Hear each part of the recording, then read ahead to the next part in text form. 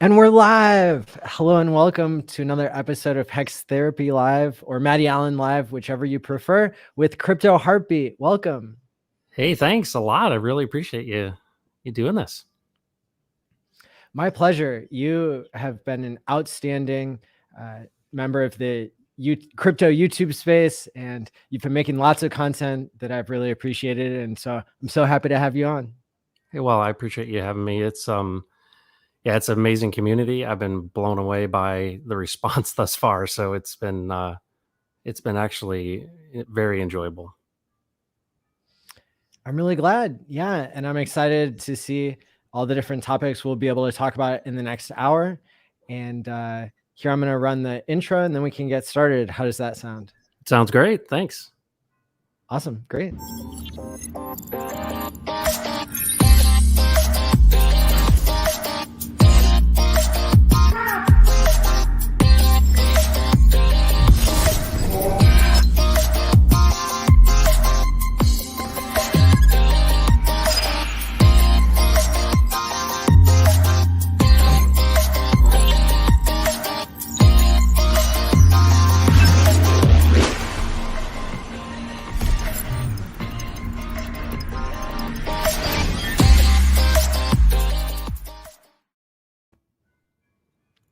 All right. So can you tell me a little bit about what your history has been with streaming and how, you've been able to build your channel so much? Well, I mean, I'll give you at least the things I can point to. So you probably may have heard this. I've been in the nonprofit space for a long time and did services business for nonprofit organizations. And one of the things we did was live streaming content. And so a lot of the work that I've done has been in the technical side and on, the back end technical of live streaming and such. And so, and my background's in theater, so that helped a little bit. And so just knowledgeable about those things. But really the channel itself has been new as of October 1st. So it's been a whirlwind to say the least. Yeah, that's amazing. You've attracted many, many, many subscribers very quickly. And so you're doing a lot of things right. Well, I mean, I think about all the time, why is it that so many people have been so supportive? One, it's the community itself, right? That's the thing that has been incredible is I think everyone realizes that a rising tide lifts all boats. And especially when it comes to, financial products and those type of things, it's good to be encouraging. I mean, it doesn't do you any good, doesn't do your bag any good if you're, trolling people. And so I really like that. I like that Hex and Pulse folks protect each other. But also I identified that, because of my experience, coming into and kind of finding out about Hex, I didn't see anyone that kind of fit my style. And so I thought, I'm going to bring this to the Pulse community as Pulse Chain gets to launch and, really try to offer a fresh perspective, I guess. For sure. Yeah. And you do a really good job of, producing your videos and making good, what is it, like a camera filter or something? Yeah, I just do a treatment. It's just a vignette treatment at the end. That's it. It's actually really, really simple. I don't have any of the cool backgrounds and I don't do green screen and all that, but it's just a little vignette. Yeah, I like your setup now too. Hey, thanks. Yeah, this is brand new as of yesterday. Just wanted to do something a little bit different. I had too many people complaining about the shades in my window, to be honest with you. Haters are gonna hate. Yeah, they'll find something, won't they? Yeah, I've seen a lot of love in this community too, and so it is really cool to be able to be a content creator and be a broadcaster. I wanted to hear a little bit more also about what, just for the viewers of this show, what your history has been with crypto and how you found Hex and Pulse. Sure. So my brothers, I grew up in a family that were we were all nerds, and we were into my older brothers were into really building their own computers back in the day. My brother worked for Apple in the early days. My current brother works for Microsoft. I mean, it's, we had all of the computer magazines and built computers and all that stuff. And so I came up in that, being around them. And so early days of crypto, my brother started doing some mining on really poor hardware and, just fiddling around. So we knew about these things when they're happening, but I didn't treat it seriously because I had a business. And so it probably wasn't until I think it was 2014 when we seriously put together a business model and a financial model around, Bitcoin mining.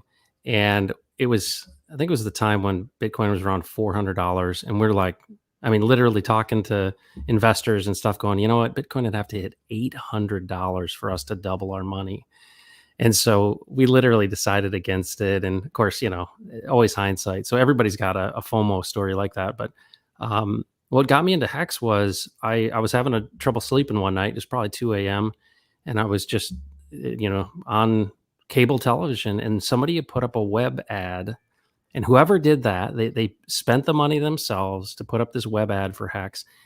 And it sounded like a network marketing pitch. And it said something like, do you want to be a billionaire? There's going to be, 10,000x returns. And it was just so over the top. I'm like, okay, I got to check this out. What is this all about?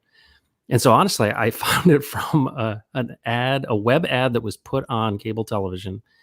And then I just dove in. I think Hexologist was the first one that I had watched. And I was interested in, big payday and what all that meant. And I thought, you know what, I'm just going to get into this and see where it goes. And then I just, got sucked into all the streams from Hexologist at the time and would watch every day at the end of the day of work I'd watch. And so I was lurking for quite a long time, but I got in before big payday, and, obviously things went extremely well. And I'd go to dinner with the kids and the family, and we'd be sitting there and I'd be giving them an update on Hex. And of course, my wife would be like, that's not real. That's not real, because she didn't understand it. And she didn't really have any patience to understand it either. But so my stake ended, and my wife, my daughter turned 16. And so we bought her a car. And I said, well, is that evidence enough for you that it's real? And so it wasn't a Lamborghini, if you're asking, but it was really cool to see that. And so that was my introduction to Hex. That's amazing. Yeah, I had heard you tell that story, and so I told it as well on one of the streams, and it's just a really good one, right? Because we're all trying to understand what ways we can pitch Hex and what what pitches work for different people. And so I think that's really funny. Can you tell me more about so was it just so outrageous that it caused you to want to investigate it more, or was it just the right timing in the middle of the night? What do you think? I don't know about that. I've done a lot of marketing work, and I've done a lot of storytelling. We've worked with thousands of nonprofit organizations, and we put together the messaging for them. And so I'm a critic as well as a fan of content. And so when I saw this, it was so unusual. And I'll be honest with you, it wasn't really well done. But it was, there's a thing about, especially on network television and cable television, it's dominated by insurance and car dealers. And, those are the people that are really spending the money, even still there. And so when you see something that's internet based that comes out, it really sticks out. And, it wasn't like they had much money to spend. And I understand how, direct response television works. And so it really stuck out to me from a marketing perspective. And then, of course, the outrageousness of, claims, right? So one of the big issues in a lot of network marketing is being careful about the claims that you make of your product. And so, there's regulations around that. So I thought, this is really interesting. Somebody coming out this boldly, basically saying, do you want to get rich? Buy our product. And so I didn't really know what Hex was at the time. And so I drilled into it and realized it was, cryptocurrency, and, and that was really the beginning of the rabbit hole that took me all the way down to the bottom. So.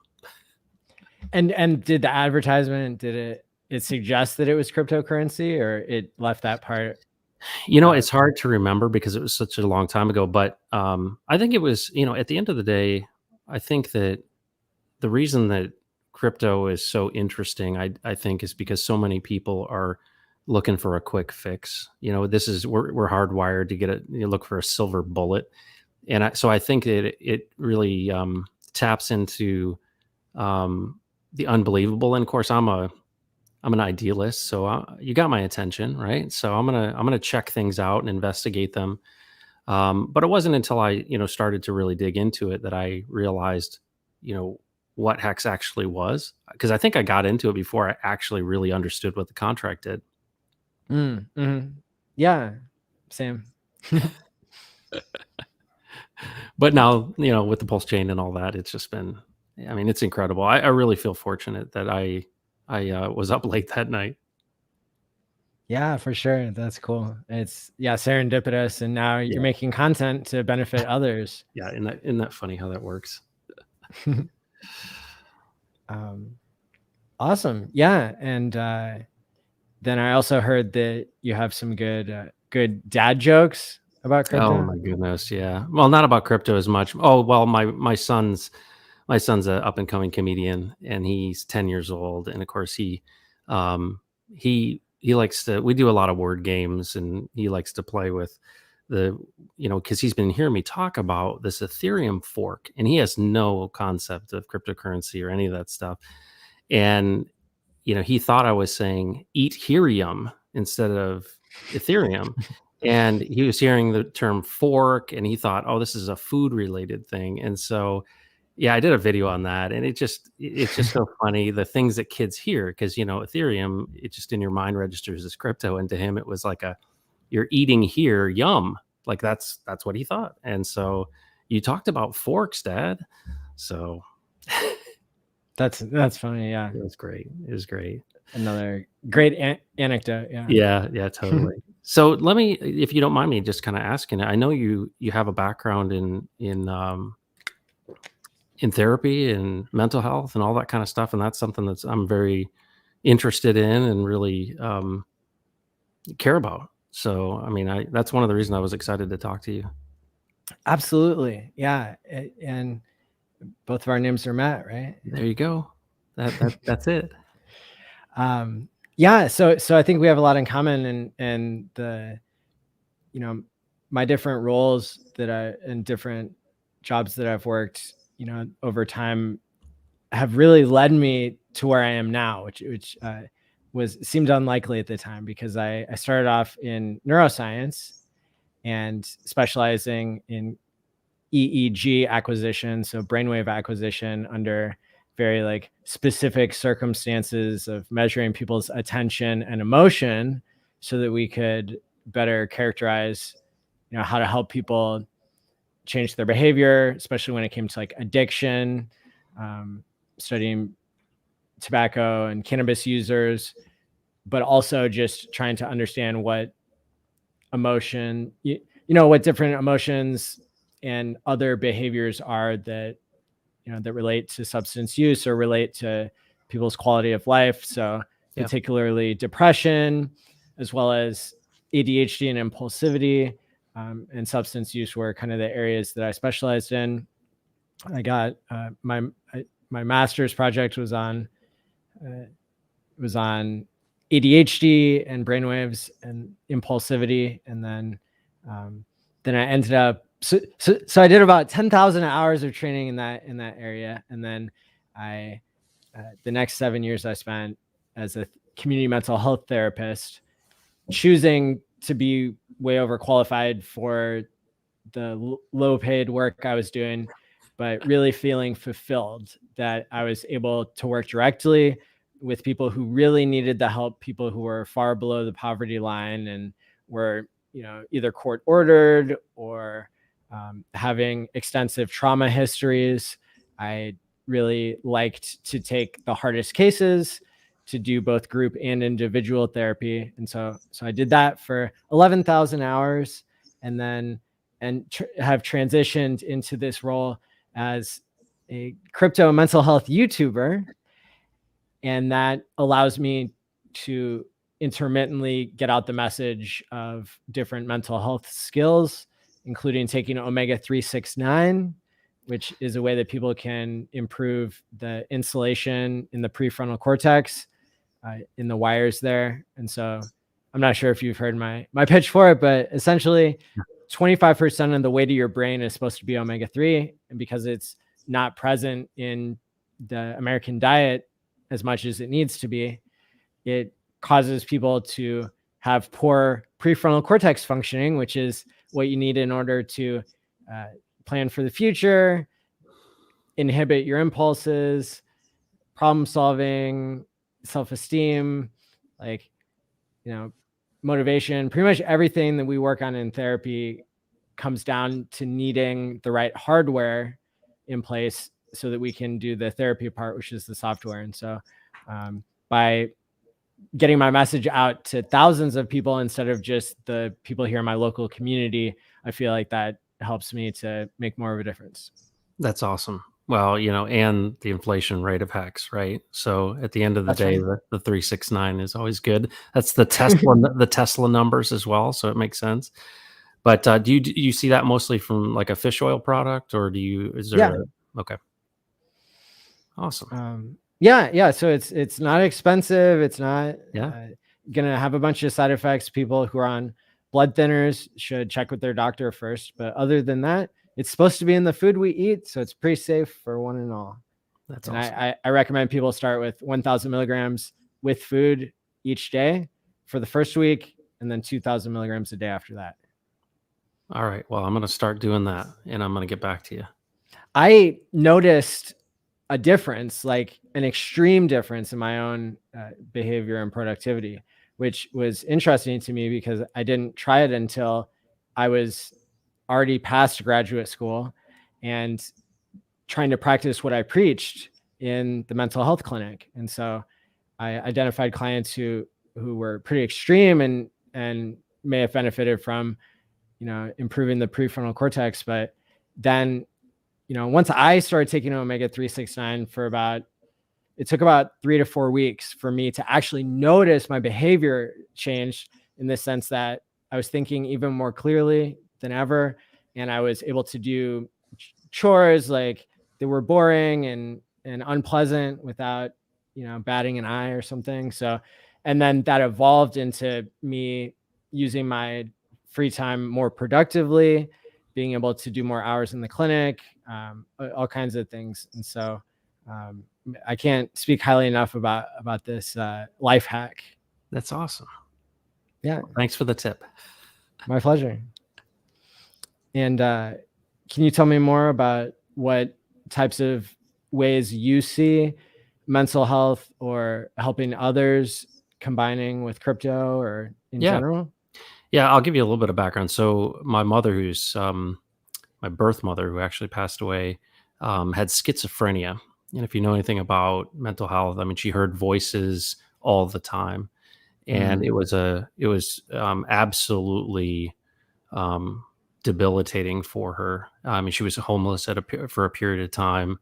I'm sorry to hear that. Yeah, and so understanding and having that close in the family, and I think the reason I share that is so many people have issues in their family or themselves. And then, of course, my father is an alcoholic, and, self-medication, whether it be through, everything from caffeine to nicotine to alcohol. I mean, we're in this kind of cycle of self-medicating a lot of these things that you're talking about. And so, it's close family wise. I'm certainly not an expert in any way, but, one of the things that I'm focused on is really how we serve people, right? And this is just really how people find their purpose. And that is at the core of what I'm all about. And so for the last 20 years, I've worked in the nonprofit space, and really in internet fundraising is where I kind of came up and built a business and everything. And, in that process, I got exposed to so many different organizations. And a lot of the work we did were for Christian ministries that were providing either healthcare or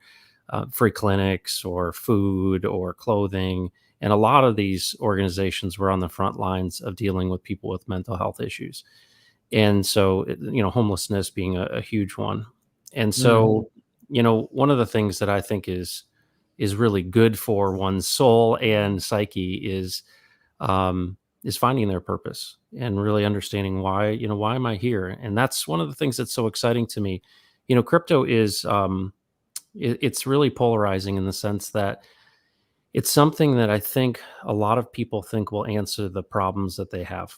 And I heard this recently that actually a pastor that I interviewed, Scott Jankowski, said, whatever's in your life, whether it's good habits or bad habits, money magnifies it. And I thought it was absolutely brilliant. He said, you think about the disciplines you have that are good, right? So if you have good family relationships, money will magnify those. If you've got bad relationships in your family, money will magnify those. And this idea that there's this tool, right? This change in the whole financial system has got everyone's attention, at least that's paying attention. It's certainly not mainstream yet. But what I really like about it is um, people are drawn to money like a moth to flame. But what in reality they're searching for is peace in their heart.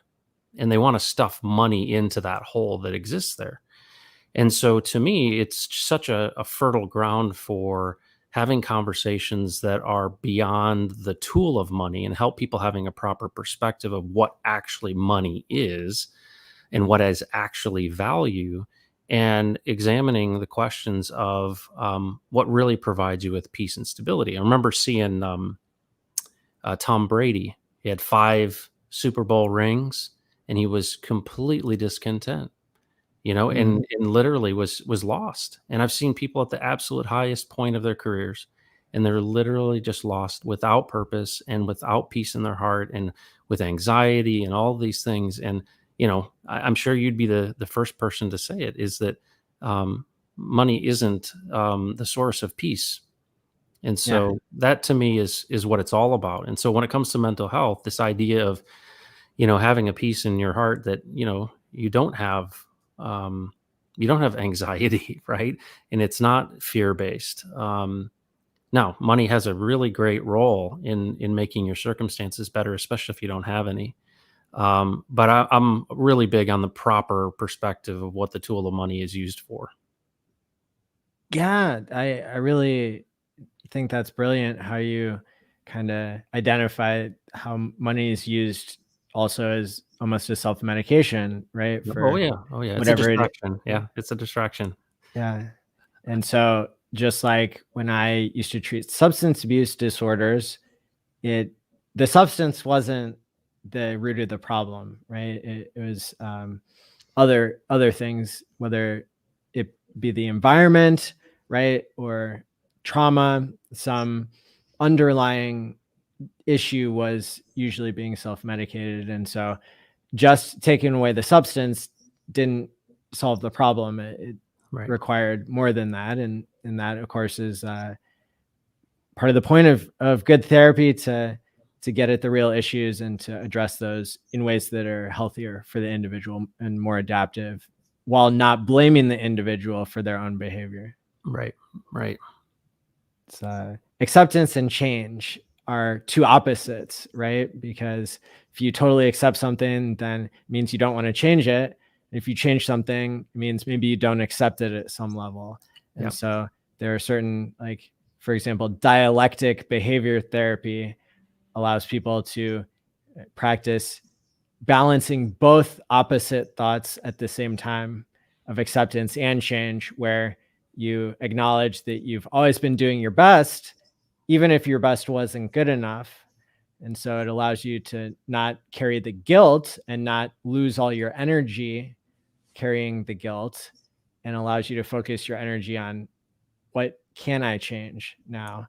And it, that seems to be effective for some types of trauma, some types of substance abuse, and certainly with, I think, cryptocurrency and sudden wealth syndrome amplifying people's you know state, however they've been, um, that opens up a different can of worms, or in some cases they overlap. What are your thoughts?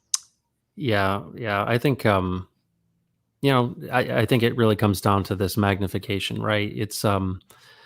And I think also the younger you are when you come into significant wealth also has a factor in that. And you think about, I'm a big fan of just your personal philosophy, right? So how do you see the world? And there's been a lot of talk of rich dad, poor dad, right, with the Hex community, and it's interesting when you think in terms of how you were raised and the worldview that you have. I've got a friend who teaches his kids that the police are out to get you, right? And in some communities, I can see the case for that. But there's this approach, or I'm sorry, this philosophy that we're taught when we're very young, right? Our families have a point of view. And so I use rich dad, poor dad because it's probably the easiest to understand. Is I grew up with a poor dad, wonderful man, but his attitude was, you know, basically get a job, make sure you show up on time, work hard when the boss is looking at you. There was no like thought of ownership or building your own thing or creating some value. It was more like, hey, you got to get a job, and kind of, do your best, but you know, take your time going, hurry back. And what's interesting to me is I broke out of that, and think of the rich dad philosophy, if you will, which is about ownership, which is about taking responsibility and about creating value. And so that's very, very minor. But when you dig in deeper into people's personal philosophies of life, they're going to treat money with that same philosophy, right? Is that, are you a victim? Are people out to get you? Is everything stacked against you? There was a research project that was done years ago on people on luck. They were trying to scientifically prove luck. Are some people luckier than other people? And what they found out was no one's luckier than anyone. But the people who believe that they're lucky are. Why? Because they see good things as fortunate occurrences, and they see bad things as just an obstacle to something good that's coming. And so that's a personal philosophy, right? The way in which you view the world determines how you react to all of the different stimuli and inputs. And so, to me, purpose, right? Understanding why you've been put on this planet is a really, really good driver of the uses of tools like money. Yeah, yeah, and I can see how, resiliency plays in to kind of that life philosophy of being lucky.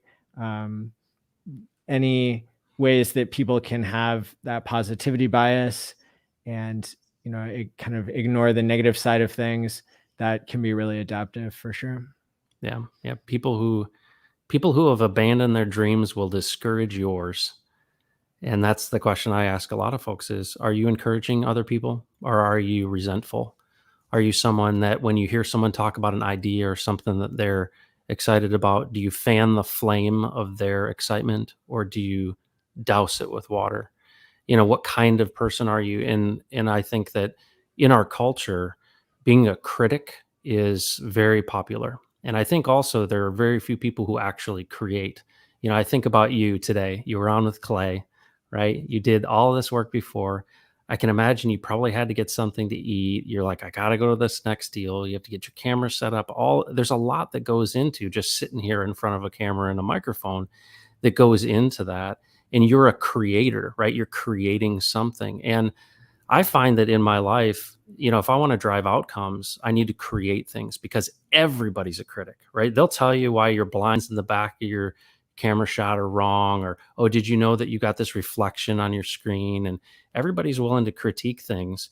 But very, very few people are willing to create. And I think that that is a reflection of who we are and how we're made. And when we create, that's why art is so therapeutic, is that, try it out, try creating. So if anyone's like, I'm interested in making some content, you should do it, because creation is, well, it's therapeutic, but it's also where value comes from.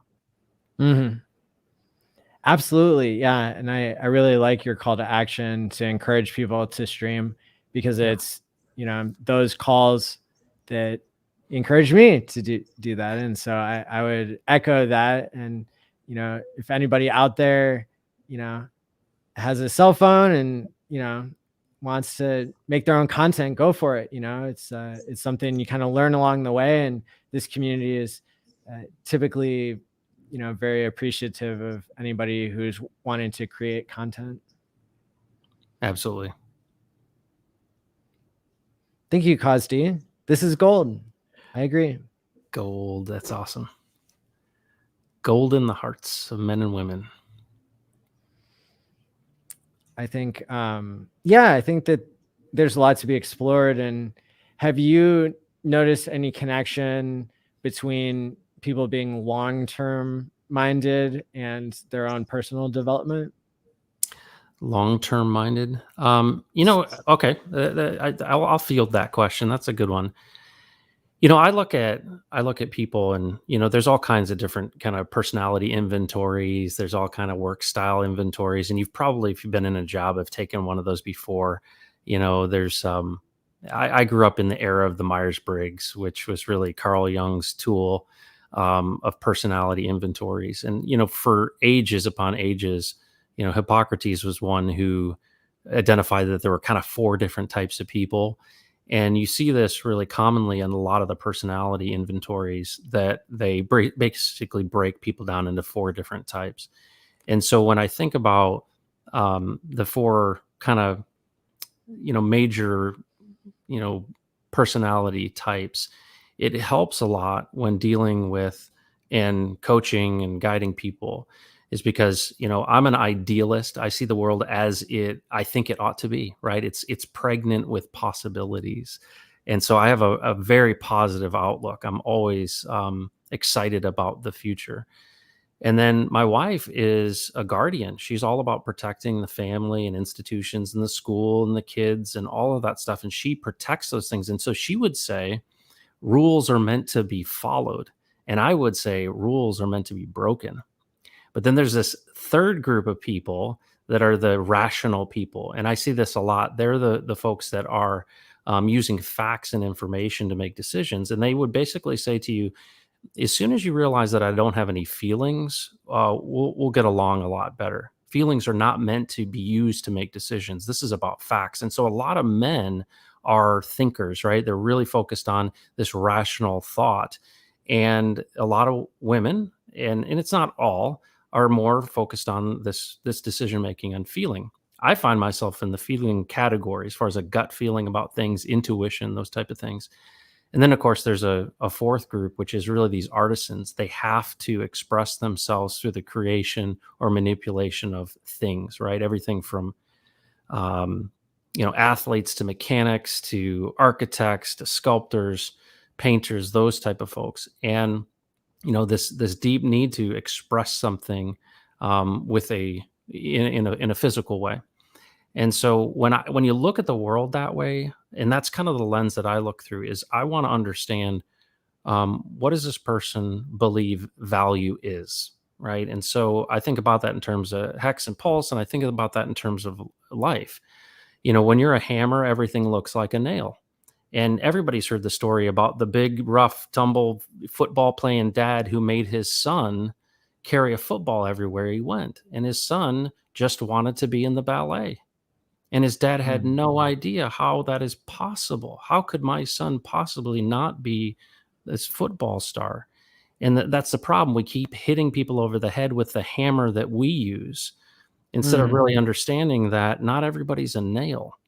And I think that when you talk about long-term and short-term, you have to understand what people define as valuable. Because if I said to you, hey, would you like to go take a motorcycle ride? I've got an extra motorcycle, Maddie. Let's go. You might say, yeah, that sounds awesome. The wind in my hair, this would be fantastic. I can let it flow. We'll have a great time. My wife would have a conniption fit and say, if you get on that, on that motorcycle, we're getting divorced because it's not safe. Right. And so people fit into these different categories, and they operate out of that. And so when it comes to long-term, short-term, it's a lot of what they value, how they define value, what's important to them. And so to me, the more you can understand yourself, because when you're a hammer, everything looks like a nail, and you are a hammer no matter what you are. And you assume that everyone sees the world the way you do, and they don't. But boy, when you get out of yourself and you realize, wow, I'm going to take the time to understand who I'm dealing with, you can develop some very deep relationships with people and really understand them. Absolutely. Yeah. So, all right, here, let me just do my best guess. ENFP? Yes, you're good, man. Nice work. Nice work. Me too. Yeah, I had a feeling. I had a feeling. Yeah. I had a feeling. That's so fantastic, dude. What a wonderful, what a wonder. You Instant get friends. yeah, you get the award, man. That's Well, it's you did a good job of describing it, and yeah, I mean that's the usefulness, right? yep, Of putting, you know, putting definitions on these different clusters of traits, and yeah, uh, you know, a lot of these are a spectrum type of yeah, thing yeah, where not everybody fits neatly into each category, and you know, it depends what your dominant or yep, what there's lots of ways to pick it apart, but at yeah. the end of the day, I think personality stuff is very useful, and it even goes deeper than that, right? One of my favorite graduate courses was called the development of psychopathic personality, but it was a seminar where like 8 of us just sat around and argued about, well, you know, if traits are really persistent over time, then how can we say that we can change them as psychologists? And also just, you know, if you define something as persistent, then it's really hard to work with it when you look at things that are more state-based and environment-based, then that gives more of a full picture. Oh, no question. And, that's why there are those inventories. But I think it really is important. You make a good point that none of these things are to pigeonhole people. They're, if anything, to enlighten. I was asked to do a talk to a bunch of, um, you'll get a kick out of this. It was a group of Baptist administrators. So these are like secretaries and bookkeepers and the people answer the phone in like Baptist churches, right? So you can imagine what this group was. It was a group about folks over 65, and I was doing a talk on personality stuff, and I knew that this group was going to be dominated by guardians, and so we broke up the group and had them read the basic things. And this man, sweetest man you've ever met, wearing a short sleeve shirt and a tie, fits the stereotype. He almost cried. He said, "I've lived all my life and no one's understood me." He said, Mm. I didn't realize, like, it was such a eye-opening thing to him. And I said to him, I said, "You're probably the most loyal person who is no one you're the hardest working.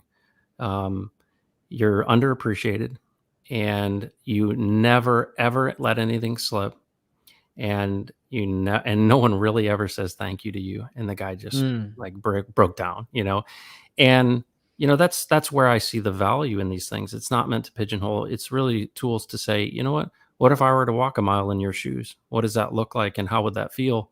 And people, they really appreciate being understood, and I think that's one of the greatest human needs. So it's it's powerful. But you're right on the work style side of things. Is that a lot of I'll talk to young people who are saying, "Well, what should I do? What should I do?" And a lot of times you hear people say, "Well, what do you do now that when you do it, you lose track of time?" Like, you're like, I just, it energizes you. You lose track of time, and you're like, "Oh my goodness, where'd the time go?" It just was so.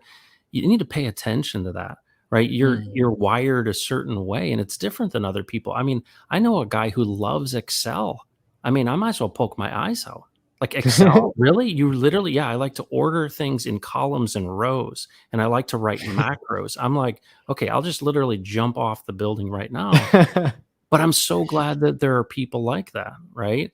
And so I wouldn't make that person become, a performance artist. I mean, I would say, no, you should be an accountant. This is great. So play to your strengths. And I think that it's a false, this idea that, well, I've just got to fix all of these things that are wrong with me. And I got criticized all my life because I couldn't do this, that, or the other. Instead of saying, what are you great at? What gives you Mm. life? What helps you? And that's where, I mean, I think crypto, and I think the internet, I think this whole new era of um, of wealth creation is going to create opportunities for people to be applying themselves purposefully. And to me, there's no greater thing than doing what you're supposed to be doing, because you can hammer in a nail with a shoe. You can. It's not meant for that, though. And so, that's what I feel like is, we are in some cases tools in the hand of a creator, and we need to understand how we're supposed to move. And so, that to me, it can be very liberating for people to really understand. Yeah, when people have their experiences affirmed. Yeah. And then they also, have the opportunity to see how they fit in with their purpose, what, what specialization is good for them, or just how can they play to their strengths.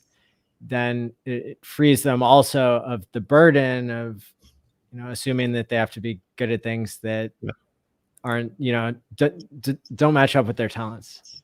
No, that's the truth. And, that's why I come back to creation. If you're somebody who's out there and you're, struggling with this stuff, is anyone can create, right? No matter what your personality. It's not like one personality is a different type of creator, but as you create things, one of the neat things about creating value is if there's something that you're not good at, you can hire someone to do that thing that you're not good at.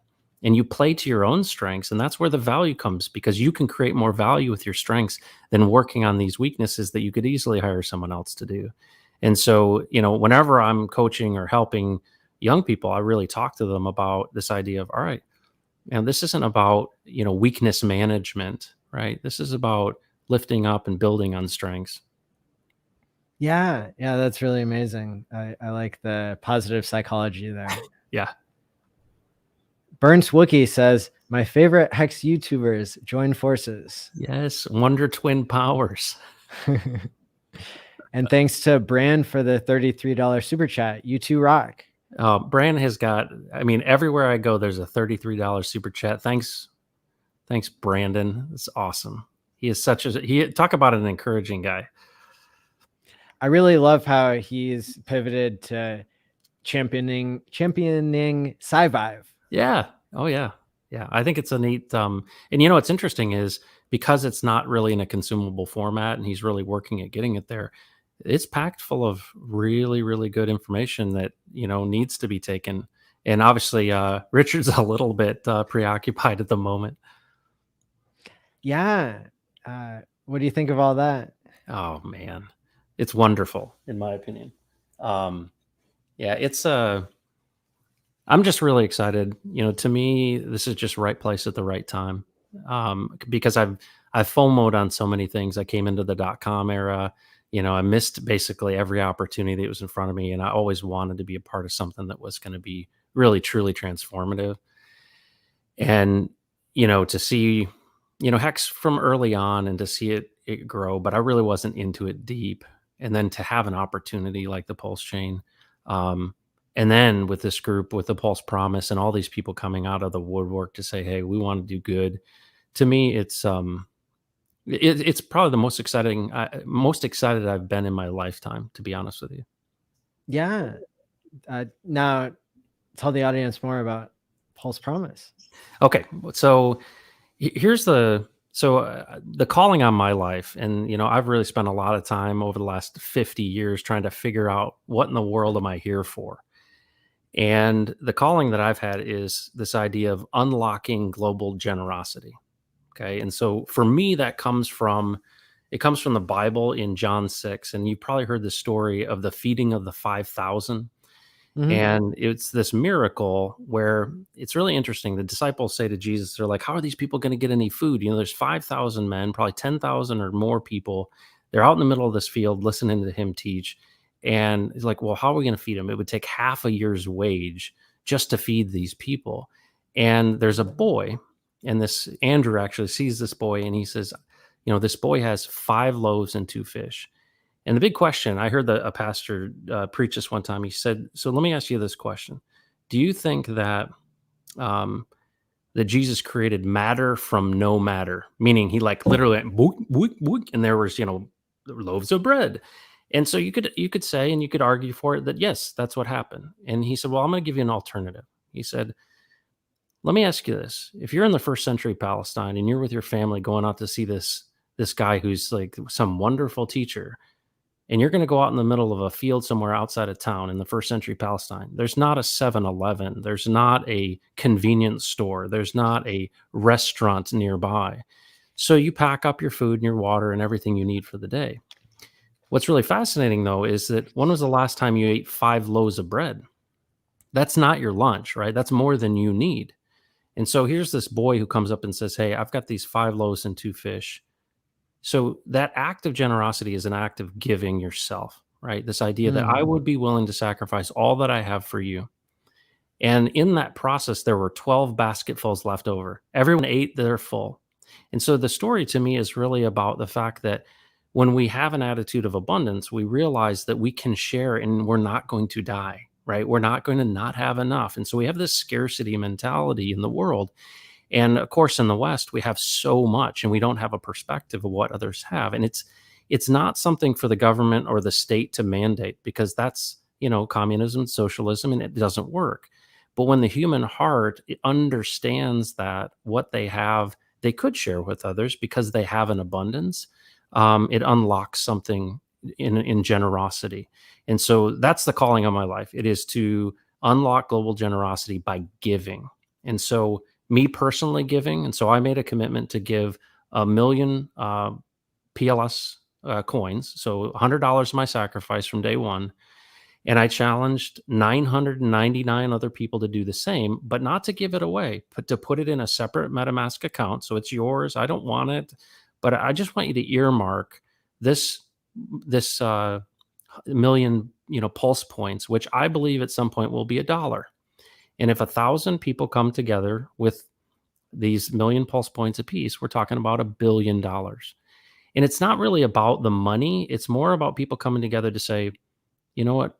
I think it's healthy for us to be thinking about ways in which we can impact others. And if we're going to find ourselves in a position of wealth, what are the ways in which we can work together? Because I believe that actually solving problems, money's a piece of it, but it's more about relationships and connections. And I wanted to see that 1,000 people in what we call the compassion cartel to literally network with each other. And I've seen things in global health where people aren't able to get food into a certain country, and because they know a guy who knows a guy who knows a guy, they're able to get that food in. Well, I want to see that network of people put together. And so money is really just the shiny object in this story. It's really about connecting people in community, because that's really where the real value and benefit is. And so I did this, not on a whim, but I put this out there, and we've got close to 400 people so far, with a goal of 1,000 by 2/22/22. So that's it in a nutshell. Awesome. Yeah, just like the people in the parable or the story from the Bible, they brought enough to share with everybody, and they created abundance. And that may have had something to do with who they were there to see, and what that person's message was. And now the Pulse Promise can be another example of that. That's incredible. How do I sign up? Just join the Telegram group. What we're going to do is, once Pulse Chain goes live, and there actually are Pulse, right? There's no PLS right now. We're going to have a site there at Pulse Promise where you can connect your MetaMask, and you can, we're not going to show any addresses or any names or anything. We're just going to put a counter on that. And so when you come in and connect your MetaMask and basically give us that, wherever that, public address is, we're going to count that all up together. And then we're going to show it on the screen against the price of Pulse over time. And so this idea that we can check back in with this and see us collectively could have this kind of impact. And to me, it's really an encouragement to say, I'm tired of people saying that we need to just take money from Bill Gates or from Elon Musk and let someone else solve the problem. I want to band together with people who want to make the world a better place. And I'll say, let's take it on ourselves to fix these issues. Absolutely. Yeah, that's really exciting. And yeah, I can really see that being a powerful source of collaboration, not just monetary accumulation. So that's really great. That's really all it is. It's really more of a community project than anything. Yeah. Yeah. That's really exciting to hear about your mission. And so I'd encourage everybody who's watching now to go to, now is it t.me/Pulse Promise? So that's actually, the Telegram group is the Compassion Cartel. But if you go to pulsepromise.com, that's the easier way to go there. The Telegram link's there and the videos there. Yeah, just pulsepromise.com. That's where everything's going to end up sitting when we go live, after Pulse goes live. But like I said, it's not And it's not a sacrifice. It's none of that stuff. It's literally just a group of people who said, you know what, I'll earmark some of this to do good. And I don't care what you do good with. I just feel like planning ahead and interacting with people of like minds is really where the opportunity is. Yeah, there's the link. Awesome. Yeah, I dig it. I think we should definitely find a way to promote that at the Hex conference that we'll have online here in early January. I hope you'll be interested in participating. Oh yeah, of course, of course. Another ENFP. Awesome. I don't know if we can fit into one room. And I have, for the audience, I have launched a separate YouTube channel for the Hex conference this year, so that it doesn't have to be under my name. And I'm going to start doing cross promotional material there, so that people can get to know all the different streamers that are in the community ahead of the conference that will be January 6th through 9th. And if people want to speak, you can still submit your questionnaire at hexsurvey.com, and you can get a ticket for the in-person Hex conference in March 369, 3/6 through 9th in Las Vegas by going to hexconference.com. It's where you can find all this. All this 369 stuff, man. I love it. I know, right? I do. I love it. I think that, yeah, I think when I look at Hex and the community that has built up around it, I've noticed that for me, doing long-term staking allows me to really have a different type of psychology about the future, to have different behaviors in the present. And so the more that, I've networked with others and kind of studied the process for myself and for other people, I've really been interested in this idea that even in the base layer of Hex, there's an emergent psychological property of, kind of being, we could call it a life extension technology, or we could call it something where people are incentivized to take better care of themselves if they accidentally have great wealth in the future, or intentionally. Either way, if it's locked into the future and you have to do your time, then a lot of people, they didn't believe me when I was saying like, hey, Hex is really good for your mental health. And now more and more examples have come out where either, somebody was suicidal and it led them to have something to look forward to in the future, but also find the amazing community that we have, as well as, just anybody experiencing Sun Well syndrome, or experiencing kind of the understanding that, how special Hex is, that that's given people a lot of hope and a lot of incentive to take care of themselves. Have you noticed anything like that? Yeah, absolutely. And, I often say that, Hex has, hope, coded directly into the contract. And that's what you're seeing, is that when you push out these things and you see this growth and you can't get your hands on it, which is really, really helpful. But this idea of a future, right? And I think whenever you see something grow and you can't touch it, it actually gives you really the enjoyment. I don't know if you've ever experienced this, but a lot of times when you go, people say that Disney World or Disneyland is like the happiest place on earth. And I was stuck in the monorail with my kids when they were young, and I'm like, this is not the happiest place on earth. And but what was all the buildup, right? It was all the preparation. It was all the kids getting excited. It was all these things. And we think about, that's what's built into the Hex contract. It's got hope baked into it. And this idea that you push these things off. And I think one of the challenges is that for the neophyte or layman, all coins are equal. They think that all crypto is crypto, right? And they don't realize that, Hex isn't a cryptocurrency in the most, from a lowest common denominator sense, right? I could see something like a Dogecoin be considered a, lowest common denominator of some meme coin. But I look at Hex differently than cryptocurrency. It's lumped into this basket for conversation's sake, but in reality, it's a financial instrument, and it's Yeah. really no different than, a CD. It just pays better, and I think once people realize that, and the idea that the plans and preparation that I have for this future state is actually part of the journey. It's not just having the fast car.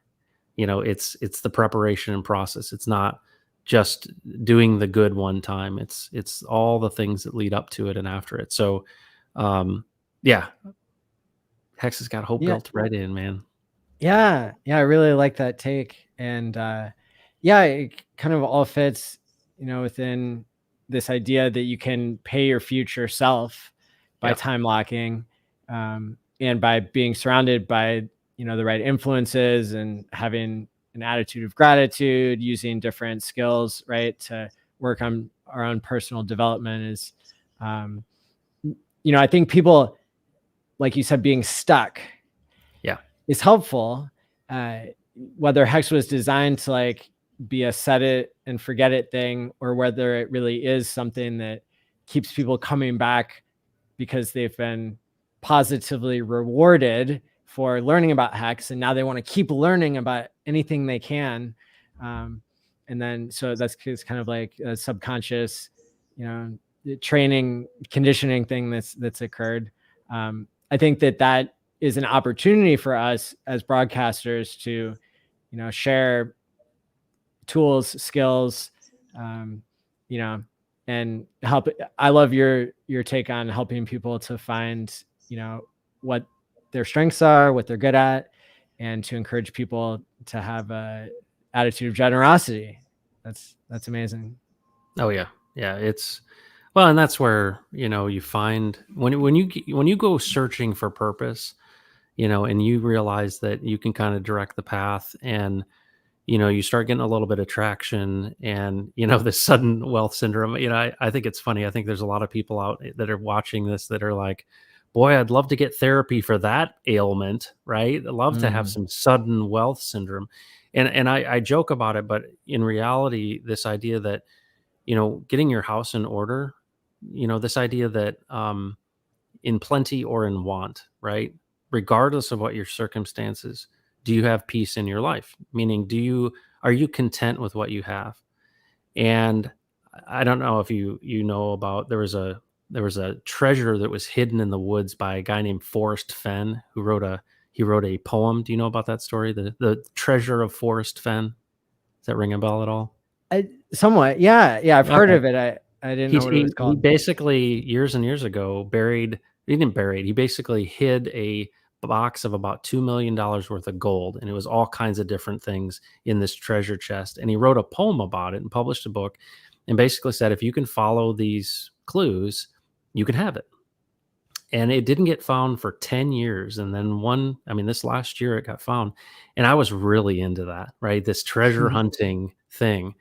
And I found myself on the top of a mountain in New Mexico, realizing that I was discontent in my life. And I'm like, my family's 600 miles away. I found myself almost having a heart attack at the top of this mountain. And I realized, what am I doing? Right? What am I chasing? And why am I so discontent with my current circumstances? And so I had really a revelation at that mountaintop, if you will, to realize that no matter the circumstances, peace doesn't come from money. It doesn't come from things. It comes from relationships, and it comes from the core source of who you are and what your purpose is. And to me, the faster you can find that, the less money is going to cause you harm. Yeah, yeah, absolutely. And so you found that treasure, so to speak, as the idea that you just presented. Is that right? Look at you, yeah. So, yeah, I even said that to folks. I'm like, I found the treasure he intended me to find. It wasn't a box of gold. It was the understanding that the true treasure that I have, I've always had. And so, we go through this time and time and time again, right? We lose our way, and we have to keep coming back because, if we were all the same, it wouldn't be this wouldn't have as much, I wouldn't have as much interest in this life. But, it's really neat how people work together. And that's where community comes in. That's why the Hex and Pulse community to me is so great, is because there's something for everyone. There's encouragement because, built into this whole community is up and to the right. We want to win together. And this idea of whether we're creating content, whether I'm tweeting or retweeting, this positive energy helps me and helps you. And, we've heard this so many times, is if you help other people win, you'll win. But if you're selfish and you're only worried about yourself winning, the father of game theory who won the Nobel Prize is John Nash. And John Nash, in that movie, A Beautiful Mind, I don't know if you remember the bar scene, but there were like 4 or 5 girls that walk in, and then there's this blonde that walks in, and they're all over the blonde. And he gets this idea that, if we work together to help each other win, we all win. But if we fight over the one thing, we all lose. And that, there's a reason that Richard Hart is such an expert at game theory, is because he doesn't get what he wants unless we get what we want. And that means we all win together. And that, to me, is the power of community, and really what makes cryptocurrency so powerful for the health of mankind, in my opinion. Absolutely. Yeah. Well, I'm sorry that we're out of time, because this has been an extremely enjoyable interview, and I can't wait to talk to you again. I want to encourage everybody to look in the show description notes so you can find the link to be able to subscribe to CryptoHeartBeat, and make sure to go to pulsepromise.com so you can get involved. Yeah, Maddie, thank you for this. It's so awesome to meet you. I've watched you for a long time. It's like I get to meet all of the Hex royalty, which is just a wonderful treat for me. And the fact that you're an ENFP, I like you even more than I did before, and I liked you a lot. So thank you for having me on. My pleasure. And thanks again for coming on. To everybody at home, stake wisely, my friends, and we'll see you next time. Take care. So long. It's from Maddie Allen of Hex Therapy Live. I like Maddie. Maddie tries to make the world a healthier place. He's a mental health professional. He's done research. There's nothing that a human being could do better than try and heal his fellow man.